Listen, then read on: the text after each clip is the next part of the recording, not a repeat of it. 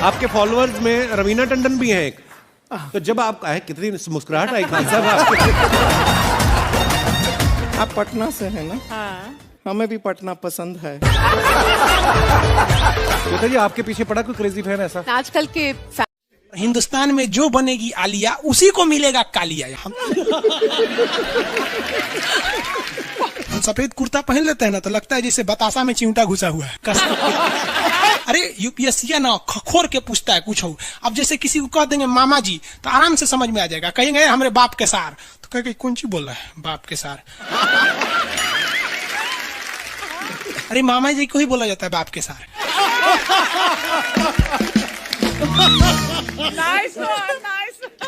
तो वही ऐसे पूछता है। भूगोल वालों ने ये दोनों का नाम अलगे रख दिया। हम तो आपको धाए दे बता दिए थे। आप में से कितने अच्छे से आप बता दिए कि एक में कि दो में। लेकिन यही क्वेश्चन यूपीएससी पूछा था और आधा लड़का गलती ठोक के आया था। क्या पूछा था पता है? कि ज्यादा ठंडा टुंडरा में पड़ता है कि टैगा में। अब लड़का पगला गया, टुंडरा टैगा कौन सी होलो रे भाई। टुंडरा टैगा, लो टुंडरा टैगा यहाँ पर। Very good. अरे इसमें इमोजी कौन लिख के भेज रहा है? ये सबको हमने बतियाने का आदत लगा है। इमोजी लिख के भेज देता कहीं आगे लोग कहेंगे इमोजी कौन सी पढ़ेंगे हम। इमोजी लड़कियां बना बना भेज रही हैं सब। टुंडरा बोल रहे हैं तो अपन फोटो भेज रही है। और दिखाइए। ये इमोजी लिख के मत भेजिए आप लोग। अरे जो लिखना है लिखिए ना, इमोजी भेजता है सब। हिंदी मीडियम वाला तो कई को पता नहीं इमोजी मतलब कौन सी होला। और जन सियार ऐसा पीला पीला मुखौटवा बना रहा तो इमोजी बोला जाता है। ये रेखा बोलिए फटाफट, कौन सी रेखा है बीचों बीच से जा रही है? ये रेखा है विषुवत रेखा। कौन सी रेखा? विषुवत रेखा।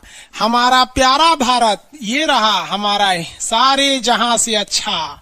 ये हमारा हिंदुस्तान उत्तरी गोलार्ध में है, northern hemisphere of the earth. ये हमारा कौन सी रेखा?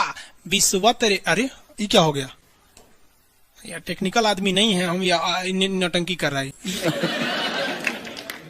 रेखा पे जितने देश है ना वहां के लोग एकदम मंगरैला की तरह काला होते हैं सब। आगे इतना भयानक काला होता है सब कि उनको देखकर हिंदुस्तान का अगुआ भाग जाएगा। दुल्हन की तो बातें छोड़िए, लेकिन जितना सुंदर लड़की होती है सब ना, बहुत सुंदर लड़की, वो देखिएगा जब टेढ़ा लड़का पसंद करती है सब। सुंदर लड़की को बुद्धि पता नहीं कहाँ होता है। एक्चुअली भगवान जो है ना सुंदरता बनाए। देखिए अगर किसी चीज में समय देंगे तो दूसरे चीज से समय काटना पड़ेगा। तो भगवान जिसको सुंदर बनाया ना, खूब सुंदर, तो उसको कुछ ना कुछ कहीं ना कहीं से समय काट लिया। तो जो बुद्धि बना रहा था तो बुद्धि काट लिया। तो जितना देखिए जितना सुंदर लड़की की रहेंगी सर, अजबे सबसे फसल रहती है सर, एकदम खौराइल रहेगा, खूब सुंदर लड़की लेके घूमेगा। आप देखिए ना, एक देख लीजिए ऐश्वर्या राय को, कोना से बिया की हूँ, अभिषेक बच्चन। बताइए हम लोग उस टाइम खाली थे लोग। और दिखाइए। हाँ अजब हाल है भाई। तो वही हो गया। तो यहाँ पे जितना मिलेगा सब ना, सब का सब मिलेगा सब काला काला। और हिंदुस्तान में जो बनेगी आलिया उसी को मिलेगा कालिया। यहाँ कश्मीर में खूब ठंडा, कश्मीर की कली, वाह वाह, समझा गया। वहां कोई फेयर एंड लवली की जरूरत नहीं है। कश्मीर के लड़का लड़की सब गोरे होते हैं लोग। और नीचे दक्षिण भारत में देखेंगे तो सब झौंसल मिलता है सब। कुछ कुछ हीरोइन गोरी हो जाती हैं सर। अब बाल्टी में सोचो फेयर एंड लवली घोर के में नहा लेगी तो गोर ना हो जाएगी सर। सब भूगोल का नियम काम नहीं करता है यहाँ पर। समझ में मेरा कि नहीं आ रहा? तो साउथ के लोग काले क्यों होते हैं? अब भैया साउथ वाले लोग बुरा नहीं मानिएगा, और काला होना बुरा क्या? हम खुद काला है, हम क्या दूसरे को बोलेंगे? हम सफेद कुर्ता पहन लेते हैं ना तो लगता है जैसे बतासा में चिमटा घुसा हुआ है। आपको फिर बताए ना, जितना काला रहता है उसको कैसा मिलती है सब। हाँ चलो ध्यान से देखो इधर। यहाँ समझिए, आप समझ में आया? कश्मीर के लोग गोरे काय होते? अच्छा, कश्मीर से तो ज्यादा गोर चाइना वाला होगा सर, ओसे गोर तो रूस वाला होगा सर। ऐसे रूस वाला को देखेंगे ना, व्लादिमीर पुतिन को देखिएगा तो लगेगा जैसे छीलल मुर्गी है। अंग्रेज सबको ऐसे कर देता है सो तो खून दिखने लगता है यहाँ पे लाल लाल। समझा कि नहीं? क्या भूगोल कितना इजी है ना? इजी नहीं है, बकलोल कहेंगे इजी नहीं लग रहा है इसको। सुतल है। आगे बढ़े तो जितने लोग विषुवत रेखा के करीब वाले हैं वो होंगे काले, बीवी में रहेगी गोरी। और जो ये कोई भूगोल का नियम नहीं है रे भाई। और दिखाइए। बस खत्म। टफेस्ट एग्जाम है इंडिया का यूपीएससी, उसकी 2.5 लाख की फीस को हम 7,500 में कर दिए। बहुत बढ़िया, बहुत बढ़िया, वेरी गुड। ऐसे हम लोग को लगता होगा 7,500 बहुत कम है। एक लड़की ने कहा कि सर शाम वाले बैच को ना मॉर्निंग में कर दीजिए। हम कहे बाबू तो इतना सबके इंडिविजुअल से तो बैच ट्रांसफर नहीं, क्या प्रॉब्लम है? उसने कहा ना शाम में हमको दूसरे के यहाँ बर्तन मांजने जाना होता है। एक लड़का बेचारा नदी से बालू निकालता था और वो बालू को भरता था, फिर नाव बालू को किनारे लेके बेचती थी और वो बालू भरता था, उससे मेरी फीस ले आया। हमारा हाथ कांप गया, हम कैसे फीस ले लेंगे यहाँ पर। उसी दिन हमने ये प्रण लिया था कि भारत का कोई भी बच्चा उसके सफलता में पैसा उसकी बाधा नहीं बनेगी, चाहे उसको जितना भी पढ़ना रहे।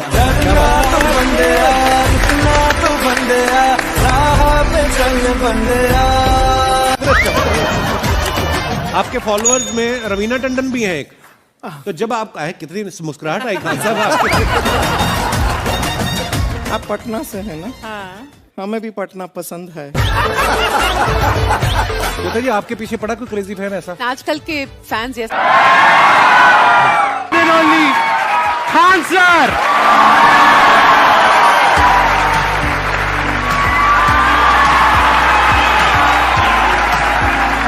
क्या हाल जी, कैसे हैं आप? सीरियल तो और ससुरा चौपट रहता है। देखो सीरियल में समझे में नहीं आता। अच्छा एक चीज कभी गौर कियो, सीरियल में ना हीरोइन जो होती है सब, यानी जो उसमें वो लीडिंग कैरेक्टर में होते हैं सब, आदमी सीरियल में झुंझुन्ना रहता है। आप सीरियल को ध्यान से देखिएगा, आदमी का रोल क्या होता है। जैसे सीरियल चालू होगा, आदमी को शीशा के सामने टाई लगाते दिखाया जाएगा, उसकी पत्नी बैग लेके खड़ा रहेगी। अगला सीन में वो ऑफिस में लैपटॉप खोला है, खत्म काम उसका, सीरियल खत्म, बाकी सब महिला। अच्छा तू खाना बनाई है, नमक झोंक देगी जा।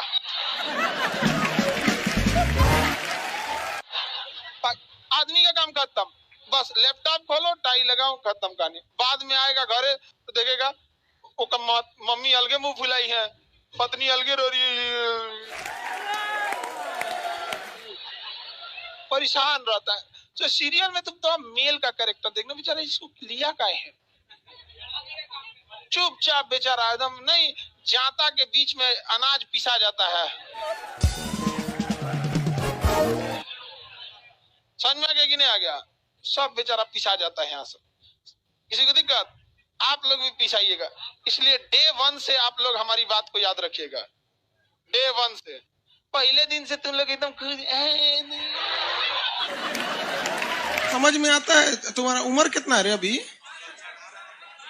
तो तुम बोल दिया। पूरा क्लास का माहौल खराब करके रख दिया। टैडी दे, टैडी दे। चल पीछे घूम, पीछे पीछे उधर।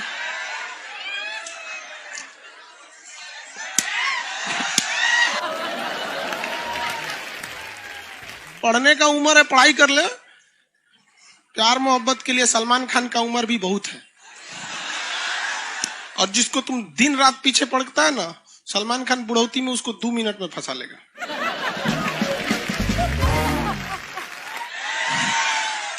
लड़की खूबसूरत हो और लड़का कामयाब हो, प्यार 2 मिनट में हो जाता है। आगे तुम हम लोग को तो याद रखियो भैया, हम बजरंग बली के बहुत बड़का वाला, हमरा से हमने ये सब प्यार मोहब्बत वाला बात, हमारा दिमाग जल जाता है। ये भारत की संस्कृति है बाबू। ये अंग्रेजों के यहाँ वैलेंटाइन डे होता है, जहां हर साल उनके प्यार मोहब्बत बदल जाया करते हैं, अगले साल दूसरे को वो लोग करते हैं। भारत की संस्कृति है, यहाँ एक बार जिनसे प्यार होता है 7 जन्मों का रिश्ता निभाने के लिए 7 फेरे लेते हैं वो लोग। हम अंग्रेजों के लिए नहीं है किसी ओके वहां फादर डे मनाओ कि ओकरा याद ना आता है हमारा फादर कौन है। तुम मम्मी से पूछो, मम्मी 2013 में तुम किसके साथ शादी की थी? ओहो, जॉन डिसूजा, उसके बाद विक्टर। हम बोले ना लड़का के लिए क्या होना जरूरी है, क्या मैं आप लड़की के लिए अच्छा लोग बोलते हैं ना प्यार मोहब्बत दिल से होता है, घंटा दिल से होता है।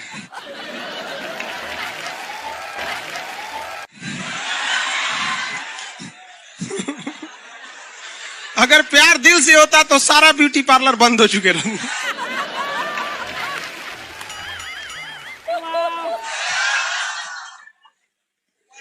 यार यार शादीशुदा लड़की नैहर से ससुराल जाती है तो मेकअप करके जाती है, उसको ही पता है वैल्यू। आगे और चारों ओर घूमने की स्वतंत्रता है, तो इसका मतलब थोड़ी ना कि हर जगह चल जाएंगे क्योंकि बेडरूम में घुस जाइए। कहा रे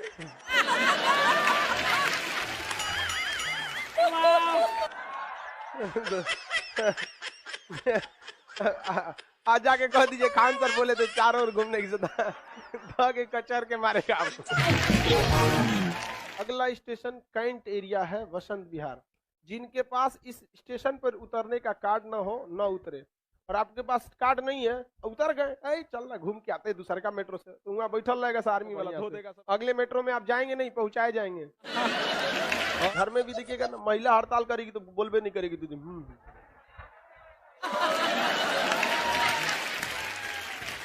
सुपनेखा भी तो महिला थी नहीं थी, और हम लोग से ज्यादा चरित्रवान खुद भगवान लक्ष्मण थे। उनको नहीं पता था कि डिसिप्लिन क्या होता है, नकिया काट दिए थे। सुपनेखा का नहीं पता है। देखो लड़कियों की मेमोरी को लोग मजाक उड़ाते हैं, लड़कियों को आज भी वो बात याद है कि सुपनेखा जो प्रपोज की थी तो नाक काट लिया गया। कोई लड़की नहीं करेगी प्रपोज, उसी समय से डरी हुई है। ये डर उनके डीएनए में घुस गया है। कौन जी कहती है नहीं सर, कौन लड़की करती है प्रपोज? इस सबको समझो में नहीं आता है कहां बोलना चाहिए कहां नहीं बोलना चाहिए। नहीं सर, तेरे नाम मूवी देखे, मारता है उसको चोट कहां तक चल जाता है, अंदर तक, ले गायब हो गया। गजनी देखे, हाँ मारता है तो क्या हो जाता है, पूरा उसका ब्रेन गड़बड़ा जाता है। समझ में गया कि नहीं? ये बहुत खतरनाक। दोनों ससुरा पिटाया सब लड़की के चक्कर में। प्यार करने से पहले अंजाम देख लो, यकीन ना आए तो गजनी और तेरे नाम देख लो। एक्चुअली मैचिंग भी है। क्या जरूरत है भैया पिटाने की? इतना मेहनत से भगवान ने ब्रेन दिया, आप लोग जीवन भर मेहनत कर करके इसमें डाउनलोड करते रहते हैं, कभी फिजिक्स, बायोलॉजी, केमिस्ट्री। कोनो लड़की के चक्कर में फरवा के चलेंगे, क्या हो गया फिर? लाइव वाले सब समझ रहा है, हाँ ये लाइव वाला भी बहुत होशियार है, ये उधर हंसता है सब। ये कैसे हंसता है सब पता है? इमोजी बना देता है।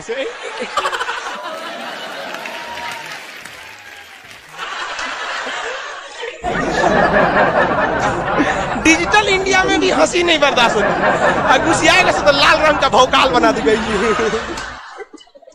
कब कब बैच लेट हो जाता है ना, घुसिया के ऐसे बोलता है सब। ओए खत्म हो गया। आप में से कितने लोग हैं जो बहुत एक्साइटेड हैं आज के सेशन को लेकर के? तो अब मैं जैसे ही आपको नाम बताऊंगा उनका, जो हमारे आज के गेस्ट हैं, तो आपका जो एक्साइटमेंट लेवल है वो और बढ़ जाएगा। ये बताने से पहले कि गेस्ट कौन है, मैं आपको थोड़ा सा बताता हूं YouTube के बारे में। YouTube में क्या है कि पूरे वर्ल्ड की अगर बात करी जाए तो करोड़ों चैनल्स हैं जो अलग अलग जॉनर्स में हैं, अलग अलग कैटेगरीज में हैं। उसमें से 2 बड़ी कैटेगरीज हैं, मोटिवेशन और एजुकेशन। पूरे वर्ल्ड में जो वर्ल्ड का नंबर 1 मोटिवेशन चैनल है वो मेरा है, और जो वर्ल्ड का नंबर 1 एजुकेशन चैनल है किसी इंडिपेंडेंट क्रिएटर का वो उनका है जो कि हमारे गेस्ट हैं। उनके 17 मिलियन से ज्यादा सब्सक्राइबर्स हैं। Please give an energetic and warm welcome to the one and only Khan sir.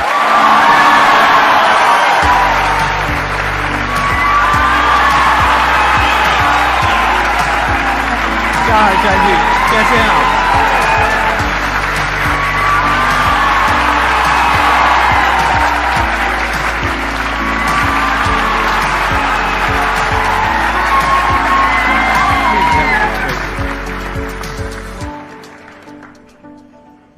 इससे पहले कि ऑडियंस आपसे कुछ पूछे या इंटरेक्ट करे, मेरे माइंड में एक क्वेश्चन है आपके लिए। जी।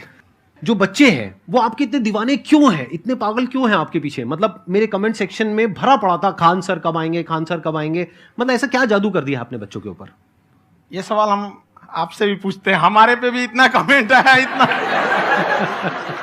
मेरे तो ऑफिस में लोग चले आए कि सर कब जा रहे हैं। अच्छा। क्योंकि हम लोग का तो एग्जैक्ट है वही पढ़ाना है। हाँ। तो देखिए हम लोग का मेन है कि बच्चों को जो जरूरत रहती है कि अगर लड़का पढ़ने आया रहा ना, उसके मन में कोई डाउट ना रह जाए। हम उसको कहते हैं कि हम तुम्हें पढ़ा रहे हैं, दम है तो भूल के दिखाओ, याद करके नहीं।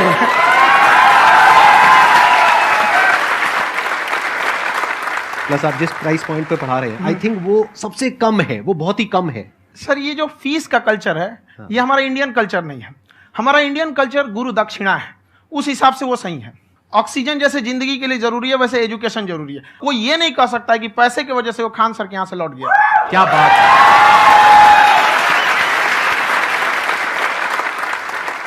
मैंने देखा कि आपका ये जो चैनल है कि ये पिछले 3 साल के अंदर अंदर ही ग्रो किया है। हमको जब चैनल शुरू हुआ तो एक दिन में हम 4-5 वीडियो बनाए। एक हमको कुछ आता, आज भी नहीं आता इतना, तो हम देख के कैमरा उमरा तो हम कंफ्यूज हो गए, बाप रे। तो हम एक ही दिन में वीडियो शूट किया, पढ़ाने वाला टॉपिक था हमको। उसके बाद कभी वीडियो नहीं, 6-7 वीडियो एक ही बार शूट कर लिए। और एक जो थे जिनका कैमरा वगैरह था, मेरे पास कैमरे भी नहीं थे उस टाइम, और कैमरा 35,000 का था। तो 6 महीना इसी में लग गया, जो 35,000 इसी में फंस जाएगा। तो उनके कैमरे से शूट किए, उन्होंने कोई चार्ज लिया, उसके बाद हम छोड़ ही दिए। लॉकडाउन लगा, तब हम कहें आप कैसे पढ़ाएंगे? वो तो 1 दिन 2 दिन करते करते अचानक लंबा हो गया। तब हमको याद आया कि ओहो मेरा एक चैनल भी है वहाँ पे। तो उस समय उस पर लगभग 30,000 सब्सक्राइबर हो चुके थे। तो जैसे लॉकडाउन लगा तो उस पर पढ़ाना चालू किया, और पता नहीं क्या लोगों को पढ़ाई में इतना इंटरेस्ट आ गया कि आपका स्टाइल ऐसा है थोड़ा सा। आप आई थिंक पढ़ाई के साथ साथ में जो बीच बीच में आप थोड़ा बहुत छोड़ते रहते हैं ना, मतलब जो एंटरटेनमेंट चलता रहता है। ये बात हम देखिए, जब हम गुलाम थे ना, तो अंग्रेजों ने एक चाल चला था कि भारत को हम फिजिकली गुलाम रखेंगे 100-200 साल, मेंटली 1000 साल कर देंगे। उन्होंने पढ़ाई का मॉडल चेंज कर दिया। उन्होंने ऐसा डिजाइन किया कि ये टीचर की रिस्पॉन्सिबिलिटी है, वो पढ़ा के चला जाए। टीचर की रिस्पॉन्सिबिलिटी यहां खत्म नहीं हो जाती। पढ़ाना तो कोई भी पढ़ा सकता है, टीचर की इससे बड़ी रिस्पॉन्सिबिलिटी होती है उसे समझाना। वो समझा कि नहीं समझा। अगर लड़का आपके समझाने के बाद डाउट रह गया तो ये आपकी गलती है। लड़का हमसे पूछता है सर इतनी भीड़ है आपके पास, तो कहे सर डाउट कैसे पूछेंगे? हम कह रहे यार तुम्हारा डाउट बचेगा तब ना पूछेगा तुम डाउट यहाँ पे।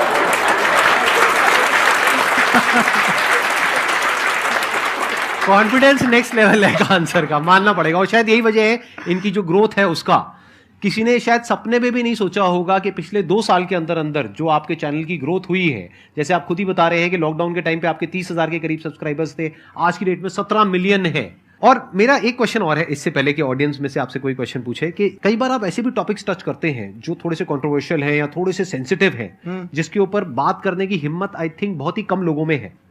तो आपको कभी ये नहीं लगता है कि कहीं ज्यादा तो नहीं हो रहा है, इसको थोड़ा रोक देते हैं, थोड़ा कम कर देते हैं? क्योंकि कोई लाइन ही नहीं है वैसे तो बोलने को, तो आप कुछ भी बोल दो, कितना भी बोल दो।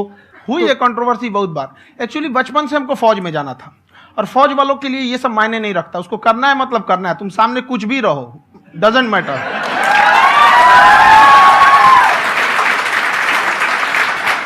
और मैंने YouTube पे देखा कुछ वीडियोस में कि आपका जो इंस्टीट्यूट है वहां पर आज से कुछ साल पहले कुछ बम गिरे थे। हाँ, कुछ गिरे थे, कुछ तो बहुत सॉलिड जगह गिरा था, फटा नहीं वो। मतलब आपके आसपास? हाँ, बम को भी पता है कि टीचर की इज्जत किया जाता है। क्या बात है, क्या बात है। मैं समझ पा रहा हूं कि ये आपके अंदर जो एटीट्यूड है ये कहां से आ रहा है, क्योंकि आप बचपन से ही फौज में जाना चाहते थे। तो आप जंग के मैदान में ही खड़े हैं एक तरीके से, बस फर्क यह है कि आपके हाथ में कलम है, हथियार ना हो करके। हथियार से एक आदमी की जान जा सकती है, हाँ। कलम से बहुत ताकत होता है। शिक्षा एक ऐसा हथियार है ना, हर कुरीतियों से लड़ सकता है, हर तरह की समस्याओं से। और ये एक ऐसा हथियार है, मेटल डिटेक्टर में भी नहीं पकड़ाता है।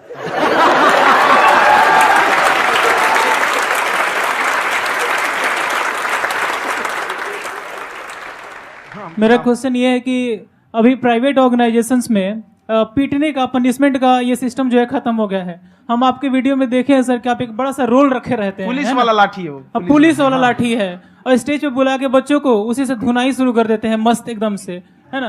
तो सर मतलब कि बच्चे मतलब कि डरते नहीं है आपसे, और इस तरीके से कैसे कनेक्टेड हैं आपसे, है ना। और एक और क्वेश्चन सर, यूपीएससी का जो आप अपना बैच स्टार्ट करने वाले हैं, ठीक है, उसके बारे में बताइए सर, क्योंकि मुझे मतलब कुछ इशू करना है सर, ठीक है। और संदीप सर को देख लिए, मेरा तो वैसे ही हो जाना है।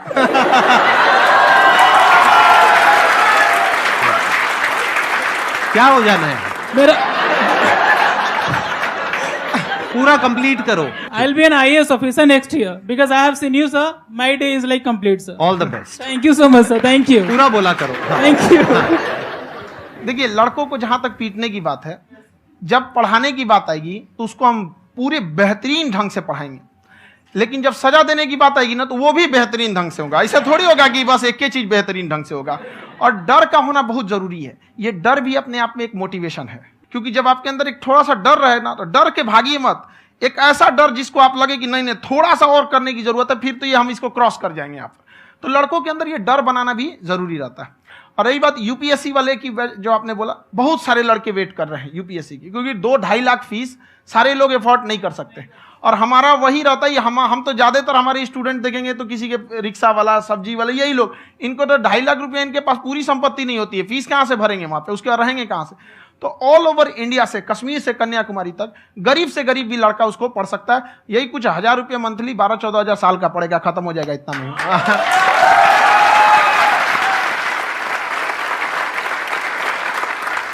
ये जो डंडे वाली बात इन्होंने कही, ये सच है? मतलब आप सच में एक डंडा रखते हो? पुलिस का ही है वो। और मारते हो? हाँ। कि मतलब अगर कोई लड़की छेड़ता है या ऐसा कोई भी उल्टा पुल्टा काम पढ़ाई करता लिखाई है, कुछ भी गलती करेंगे तो पिटाएंगे वो यहाँ पे, कैमरे पे, ऑन कैमरा, जैसा भी रहे, कुछ भी पिटाना तो उनको फिक्स है। एक तो कोई मतलब विधायक जी थे, उनके लड़का को पीट दिए, तो चला है दल बल लेके अपना वहां पे। उसने घर पे नहीं बताया था कि सर ने पीटा है, बस बोल दिया कोचिंग में पीटा है। बाद में पता चला हम पीटे हैं, तो उसके पिताजी मेरे सामने और पीटे।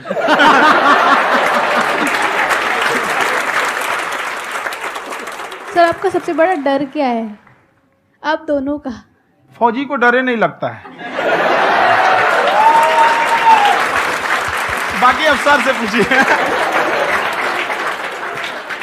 आज के सेशन से पहले कोई डर नहीं था, लेकिन अब मुझे इनकी डंडे वाली कहानियां सुन करके डर लग रहा है कि कहीं मैंने गलती से कुछ बोल दिया और इन्होंने कहीं पीछे कुछ रखा हुआ है, और यही आ करके अगर इन्होंने मेरी पिटाई कर दी तो बहुत बुरा हो जाएगा। तो इसलिए हमको थोड़ा डर लग रहा है।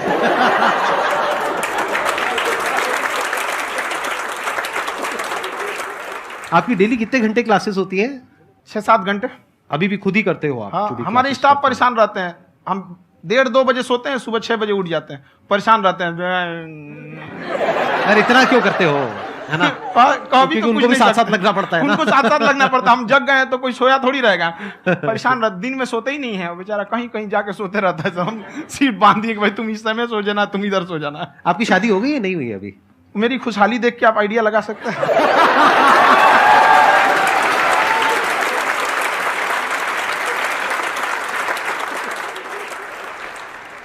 First of all I would like to say sir, thank you so much to you and to your team कि आपने मुझे यहाँ आने का मौका दिया। एंड सर, अब तक मैंने आपको सिर्फ फ़ोन या लैपटॉप में ही देखा है दोनों को, आज फर्स्ट टाइम लाइव देख रही हूँ तो बहुत अच्छा लग रहा है।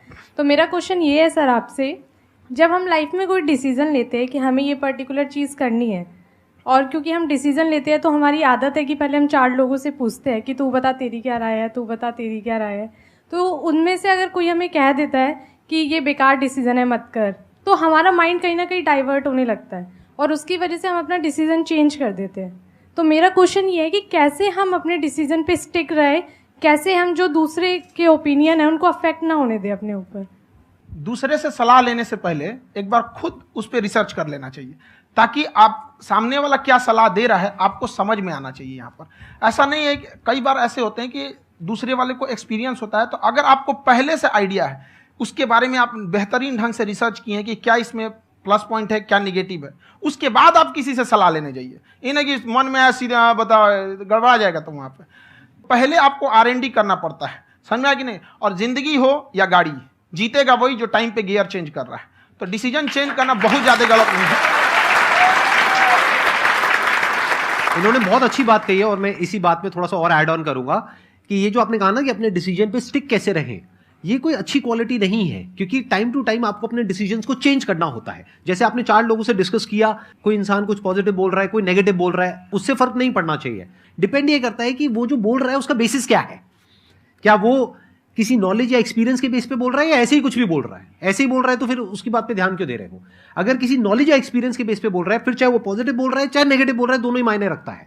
उसके बाद में रिसर्च करनी है और फिर रिसर्च करने के बाद में फाइनल डिसीजन अपना खुद का होना चाहिए। अब वो डिसीजन उससे अलग भी हो सकता है जो आपने पहले लिया था, और वो सेम भी हो सकता है।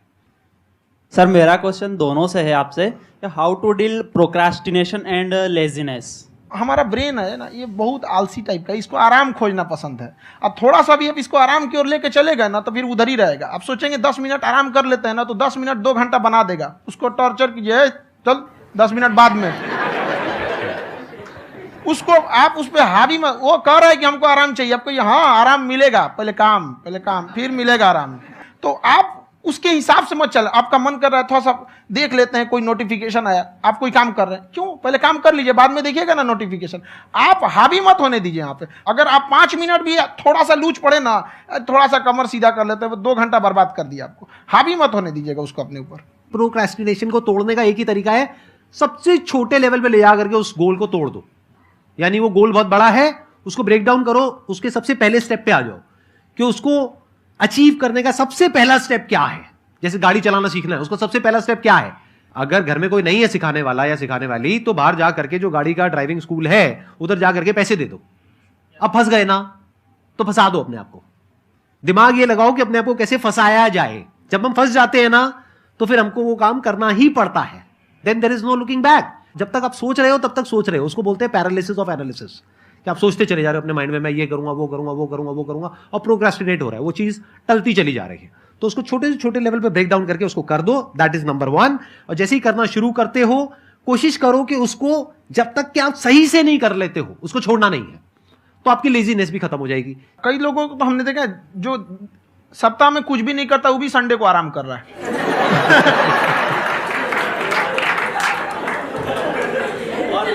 वैसे कहा भी जाता है कि अगर कोई काम आपको करवाना है ना, तो ऐसे किसी इंसान को दो जो बिजी है। हाँ। ऐसे आदमी को मत दो जो खाली है। ये परफेक्ट एग्जाम। किसी को भी आप देखिएगा जिसको आप कहते हैं कि मतलब थोड़ा ठीक ठाक आप समझते हैं कि नहीं ये बहुत आगे निकल, वो एक काम को खत्म करने के बाद कभी आराम नहीं करेगा। एक काम खत्म हुआ उसको लगेगा हाँ एक खत्म हो गया, अब दूसरा करना चाहिए। और वही जिसको देखिएगा एक खत्म हो गया और आराम करना चाहिए, कभी नहीं, लाइफ में आखिरी सांस तक। सर यहाँ पे सब हिंदी में पूछते हैं, इंग्लिश में पूछते हैं, मैं भोजपुरी में पूछूं? जौन भाषा ठीक लगे तोने में पूछ दो। हाँ सर।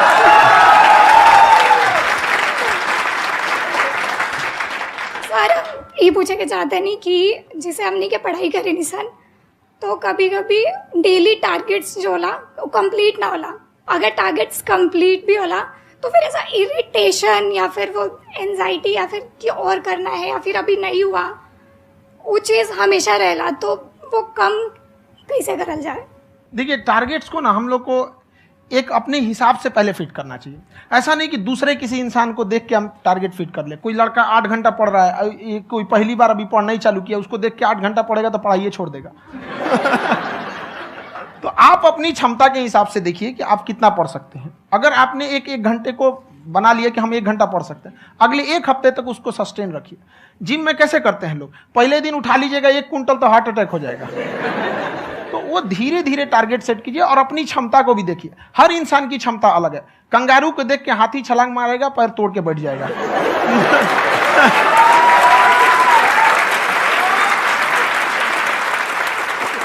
अब संदीप सर का मोटिवेशन देख के इसका मतलब क्या कि ट्रेन के आगे खड़ा हो जाएंगे, ढकेल देंगे तुमको।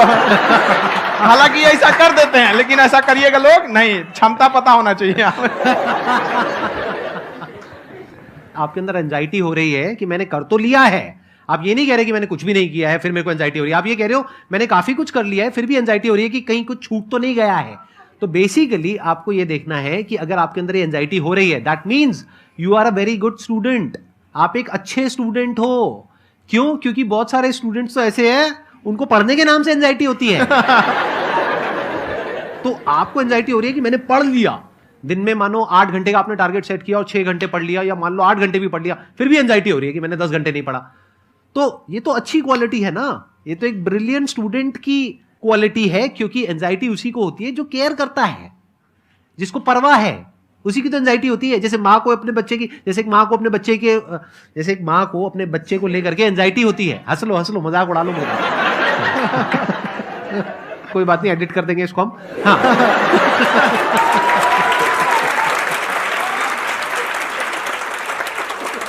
जैसे एक माँ है, उसको अपने बच्चे को लेकर के एंजाइटी होती है, थोड़ी सी भी तबीयत खराब हो जाए उसको एंजाइटी होती है, चाहे बच्चा ठीक भी है, डॉक्टर को नहीं होती है। क्यों? क्योंकि माँ को उस बच्चे से प्यार है। तो दैट मीन्स कि आप अपनी पढ़ाई को लेकर के सीरियस हो, इस वजह से आपके अंदर एंजाइटी हो रही है, विच इज नॉर्मल। जहां पर प्यार मोहब्बत होती है वहां पर थोड़ी बहुत एंजाइटी तो होती ही है ना।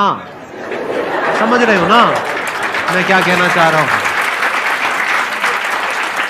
आप लोग समझ रहे हो ना मैं कहां जा रहा हूं? जब वो किसी और से बात करती है तो एंजाइटी होती है ना।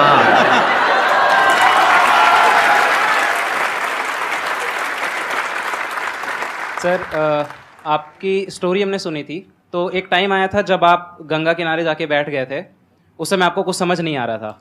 तो उस समय मतलब आपने ये डिसीजन कैसे लिया कि अब आगे नहीं, यहाँ से वापस जाना है?